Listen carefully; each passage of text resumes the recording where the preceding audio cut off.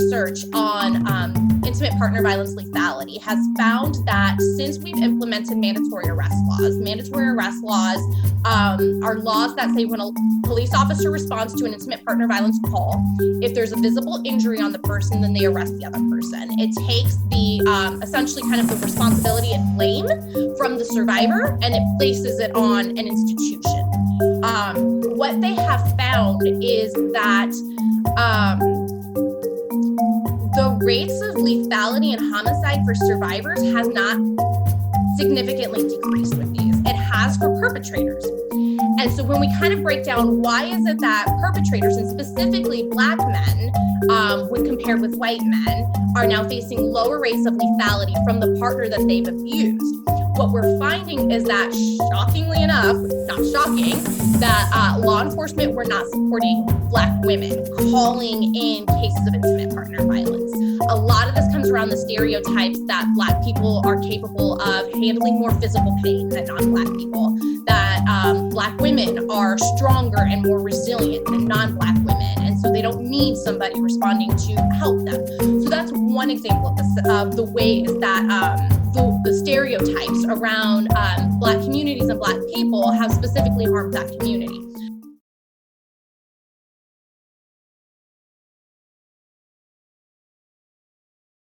Regardless of the race or ethnicity, non-white, non-European women experience significantly higher rates of intimate partner violence than their white counterparts do.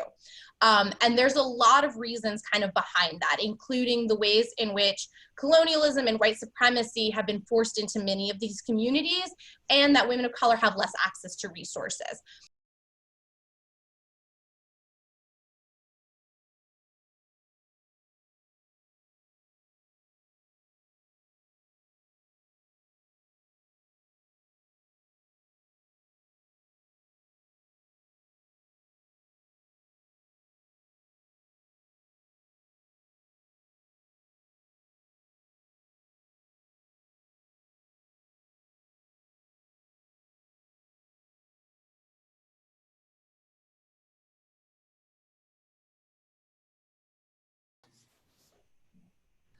Welcome, everybody. Thank you for joining me for another edition. Today, we have Devin Olivia here with us, and we're going to be talking, or rather, she's going to be educating us about domestic violence and really understanding terminology, the dynamics, and what employers should be doing during and post COVID-19. Devin, thank you so much for joining.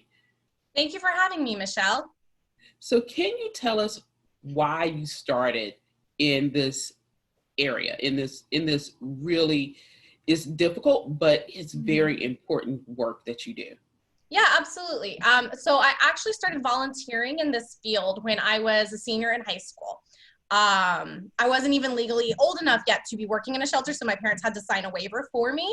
And that was kind of my first real introduction to what this kind of work is, to some of the systemic barriers that survivors and their families encounter, and to the ways in which our society has been developed overall to create these social norms that allow for intimate partner violence and other forms of power-based violence to exist. So when I was an undergrad, I was studying criminal justice, and we had this speaker come in from this incredible team. She was a civilian that worked with the San Antonio Police Department on what they call the crisis response team. And that was my first introduction to what does this work actually look like day in and day out. It was a team of law enforcement and civilians that were responding in a collaborative way to survivors of intimate partner violence across the city, really with the purpose of connecting survivors to resources and to professionals that knew the unique safety considerations that intimate partner violence survivors were experiencing. Working in that particular system in law enforcement is incredibly difficult, especially coming in with an anti-oppression and a feminist framework. It's a system that historically has not responded effectively to the needs of marginalized communities. And it was my first introduction to what I call capacity building, where I was really engaging not just in working directly with survivors, but in helping police officers understand the dynamics of domestic violence, the dynamics of safety and safety planning, how to effectively convey some of these really fluid concepts, right? Where we respond to a case and there's not a visible injury. How do we still put into a report the idea of intimate partner violence? How do we write down what the coercive control tactics are and the safety implications? Really helping law enforcement understand the many ways in which survivors face tremendous barriers. With the things that we're seeing, for example, was really high level of burnout among police officers, just not understanding why they've been out to this house 6 times in the last 8 months and the person is still living with the person creating harm, and really helping them to understand kind of the systemic things that survivors are running up against, and really the importance of enabling and empowering survivors to make the choices that are best for them. And that was the moment that I kind of fell in love with that capacity building side of things, of what can I be doing as an advocate in these systems to transform the way the systems operate and the people within those systems so that they are responding safely and effectively and with compassion to survivors. You used a phrase that I'm not familiar with when it relates to domestic violence, and it is intimate partner violence. Mm-hmm. So can you define that a bit more so we understand what that means? Yeah, so I'll start with the Centers for Disease Control's definition of intimate partner violence, which is an actual or threatened physical or sexual violence or psychological or emotional abuse directed towards a spouse, an ex-spouse, current or former boyfriend or girlfriend, or a current or former dating partner. So domestic violence is the word that was used early in the movement. There's been a shift over the course of time away from that particular word because the language to it implies that the partners live together. Often it implies that they're a married, heterosexual couple. Yes. And what that does is it leaves out these entire populations of people that still experience these dynamics of abuse, but aren't necessarily covered in that language. So intimate partner speaks to two or more people who have ever had an intimate relationship where dynamics of abuse are present. So now you're bringing in the LGBTQ plus community and how they are victims as well and had previously been eliminated by using what my generation knows and a few others know as domestic violence. So thank you so much for that clarification. When it comes specifically to women of color, what are some barriers they commonly encounter in IPV? So there's a lot of things happening when we talk about women of color and IPV. So we know that women of color, regardless of the race or ethnicity, non-white, non-European women experience significantly higher rates of intimate partner violence than their white counterparts do. And there's a lot of reasons kind of behind that, including the ways in which colonialism and white supremacy have been forced into many of these communities, and that women of color have less access to resources. So some of the research on intimate partner violence lethality has found that since we've implemented mandatory arrest laws are laws that say when a police officer responds to an intimate partner violence call, if there's a visible injury on the person, then they arrest the other person. It takes the essentially kind of the responsibility and blame from the survivor, and it places it on an institution. What they have found is that the rates of lethality and homicide for survivors has not significantly decreased with these. It has for perpetrators. And so when we kind of break down why is it that perpetrators, and specifically Black men, when compared with white men, are now facing lower rates of lethality from the partner that they've abused, what we're finding is that, shockingly enough, not shocking, that law enforcement were not supporting Black women calling in cases of intimate partner violence. A lot of this comes around the stereotypes that Black people are capable of handling more physical pain than non-Black people, that Black women are stronger and more resilient than non-Black women, and so they don't need somebody responding to help them. So that's one example of the ways that the stereotypes around Black communities and Black people have specifically harmed that community. We also know that some of the things, like we know intimate partner violence increases during the migration process from one country into the US. A lot of that is around social isolation. The more isolated a family is, the higher risk they are for experiencing intimate partner violence. We also know that things like medical care may not be accessible to many survivors, particularly if they don't have health care or if they're low income. Being able to just show up to a doctor to treat your injuries may not be as viable, which means that women of color who are more likely to have lower access to health care may also face longer term damage as a result of the abuse and the violence that they've experienced. We also know that things like obtaining restraining orders, successfully prosecuting a case, are going to be really challenging because of the racial and ethnic biases that judges are bringing into the courtroom and that attorneys are bringing into the courtroom, and kind of this idea of who the perfect victim is. And oftentimes women of color are not going to fall into that preconceived idea of who that perfect victim is. Okay. Those very, very interesting. And I can see that from my own personal experience. When you're talking about relationship between IPV and employment, so what should employers be looking for, and how can they potentially help their employees? Yeah, so I want to start with a little bit of kind of backstory of what does IPV in the workplace look like, right? We know that roughly 40% of people in the work field have experienced intimate partner violence that has impacted them at work in somehow. And often this is going to be in the forms of harassment and on-the-job stalking by their partner. We also know that 20% of workplace fatalities were the results of intimate partner violence, meaning that the person who was killed on the job, their partner came to work and harmed them, killed them, and potentially injured their colleagues as well. We know that women in the workplace, the number continues to increase, and many employers are not equipped for the unique needs that professional women have, including responding to intimate partner violence. And the relationship that a survivor has to employment can be really complicated. Employment may be used by the perpetrator to control the survivor as the sole income earner. It may be another one used where the perpetrator may be actively trying to interfere with their job so that they can't have financial sustainability and security independent of the person causing harm. So some of the things that employers might see would be what we call workplace disruptions. And so this would include kind of any behavior on the part of the person creating the harm that delays their partner from being able to show up to work on time. And they're often things that occur in the home. So prior COVID-19, this might be assaulting the partner so that they have injuries and have to call out of sick.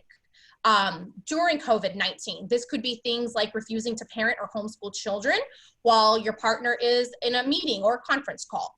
It could be things like behaving in a threatening manner towards children or pets in the home so that the partner stays psychologically distracted, trying to manage the risk in the household of more vulnerable household members. It could be things like hiding their computer or their charger or their cell phone so that they can't communicate with colleagues and literally sign into work that day. It could be things like creating chaos in the background so that the partner is distracted, humiliated, and is put in a position where they're forced to sign off for the day.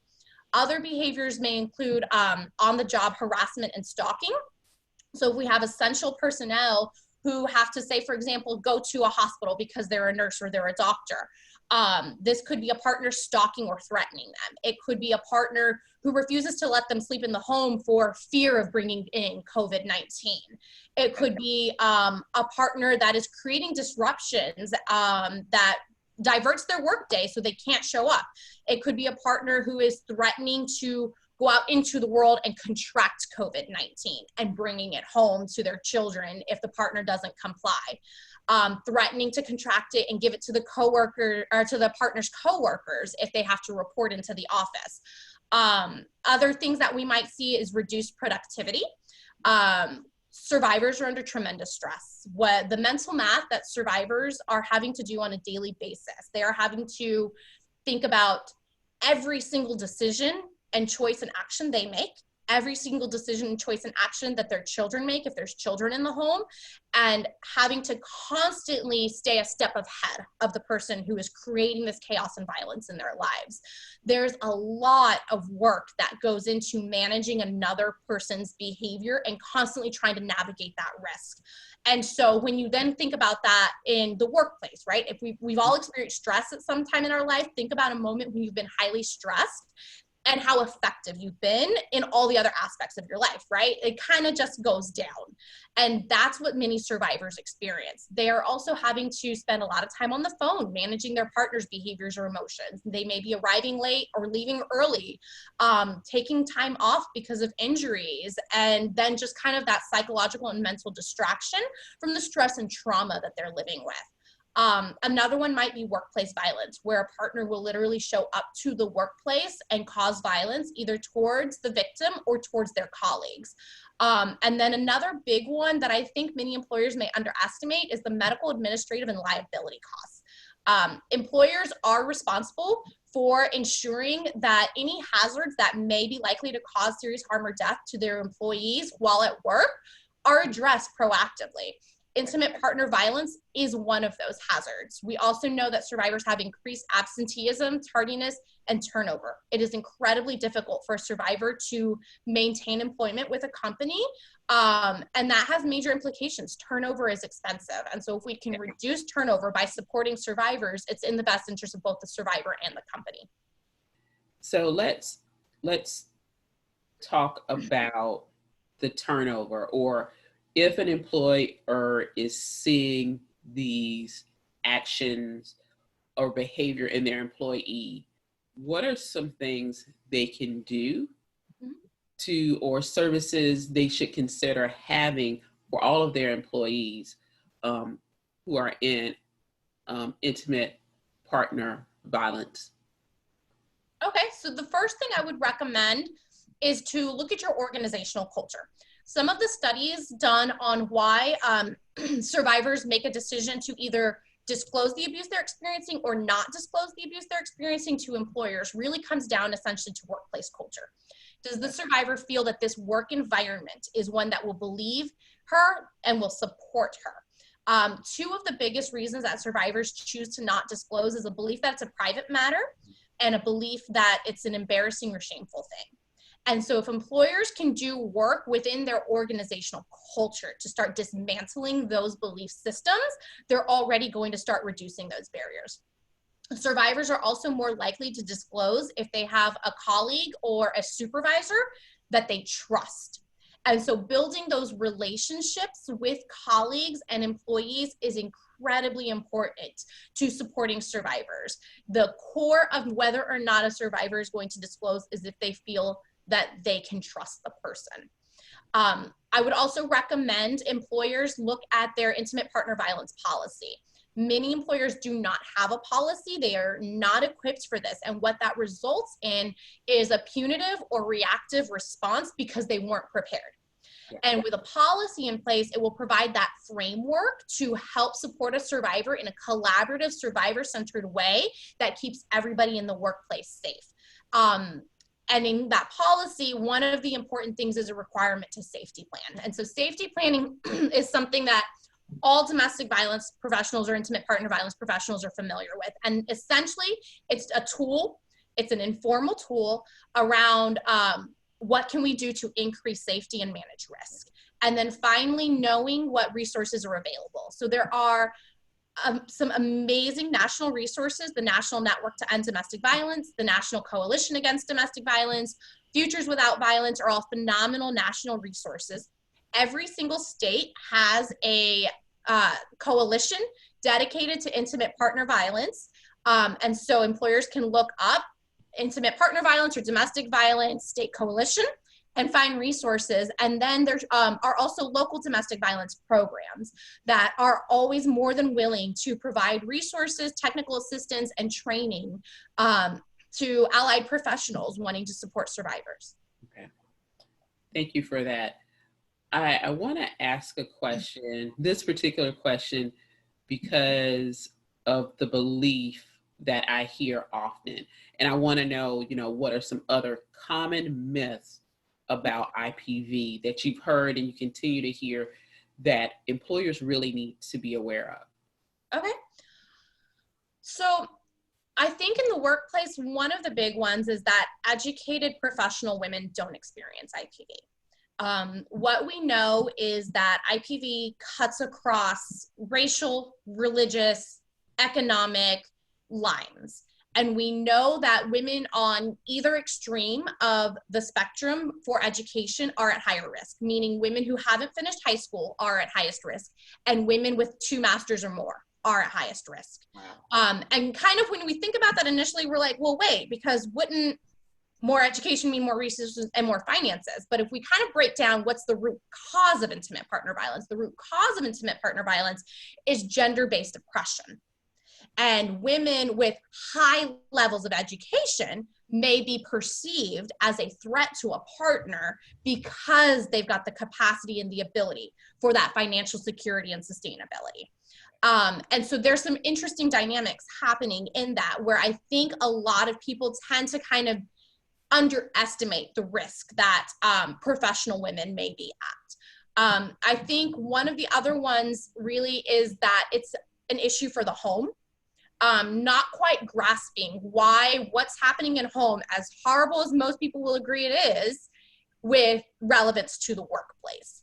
And I think when we start kind of looking at what is the percentage of our workforce that are women, what is the financial cost of not addressing intimate partner violence, and what are the implications societally if we don't do this, right? Because if we have women who are experiencing this type of violence and trauma in their daily lives, reporting to work and having their productivity and their creativity and their phenomenal brains stifled because of that, societally, we have an obligation to support these women because they have so much to offer the world, particularly in fields where women and women of color especially are underrepresented. We have a social obligation to creating an environment where people are able to show up and do their work in all of their glory and be safe while doing so. Absolutely agree.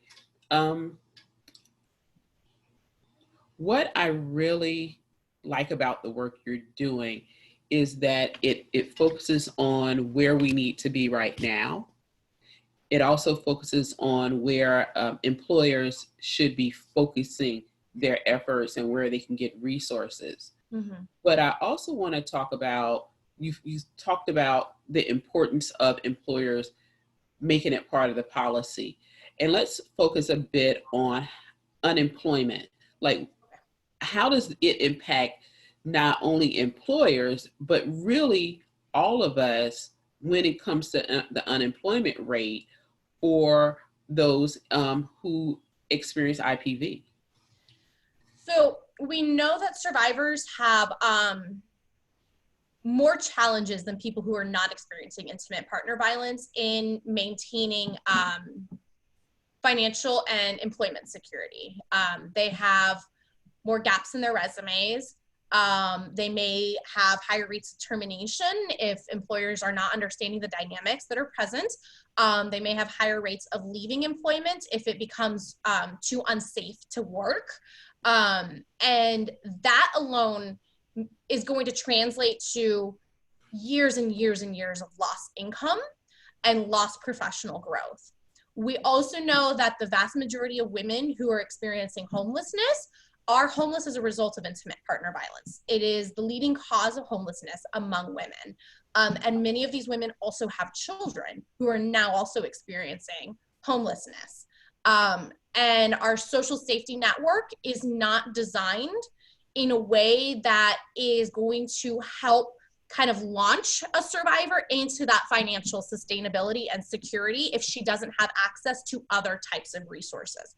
If we break it down a little further and also look at the income gap, right? We know white women make 77 cents to every dollar a white man makes. We know that Black women make, I believe it's 65 cents, and Latinas 46 cents. I may be slightly off on the numbers, but for Black and Latina and Indigenous women, those numbers are even lower than what white women are making, which means that Black, Indigenous, and women of color are already going to be uniquely vulnerable to any kind of financial crisis or instability in their life.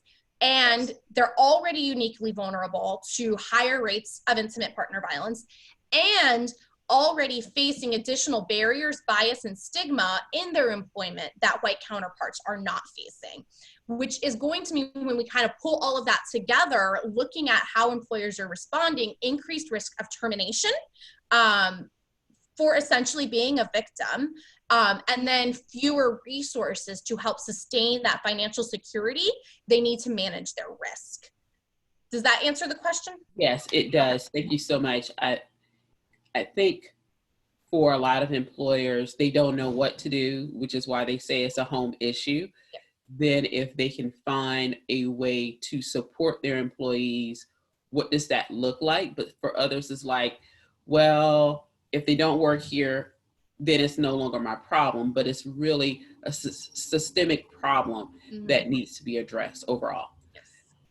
I want to ask you this particular question because I think you've done the work for so long at this point. What has been one of the biggest surprises doing this work that you've learned, and you whether it was data, experience that has come about? Oh, so I continue to be shocked every day doing this work. I think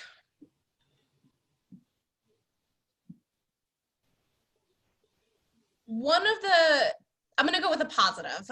One of the biggest kind of heartwarming surprises I've run into is the real belief that I think people want to do the right thing. People want to help and support each other. And the challenge is often around just not knowing how to do that. And when people are empowered to be able to do that, they can do incredible things for their community. In my experience working with some of these systems where I've stepped in and I'm like, I don't know why I'm here. I don't know if I can do anything that's going to be able to make someone's life better or their experience simply navigating the system better.